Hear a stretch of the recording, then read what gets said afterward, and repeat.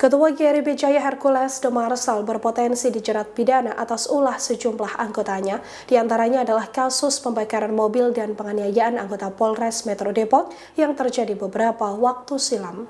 Kapolda Metro Jaya Irjen Karyoto menuturkan bahwa pihaknya membuka kemungkinan untuk memeriksa Hercules dalam kasus ini. Pemeriksaan dilakukan jika ditemukan adanya indikasi perintah dari atasan kepada para pelaku.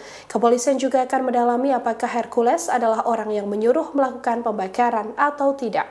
Menurut Karyoto, penyelidikan kasus ini masih berlanjut. Pihaknya juga tengah mengidentifikasi peran masing-masing tersangka dalam peristiwa tersebut yang mencakup perlawanan terhadap petugas hingga perusakan fasilitas. Dalam kasus ini setidaknya sudah ada 8 orang yang ditangkap dan ditetapkan sebagai tersangka.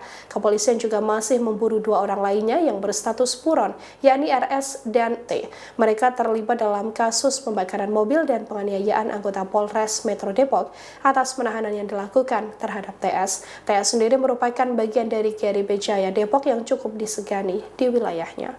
Download Tribun X sekarang, menghadirkan lokal menjadi Indonesia.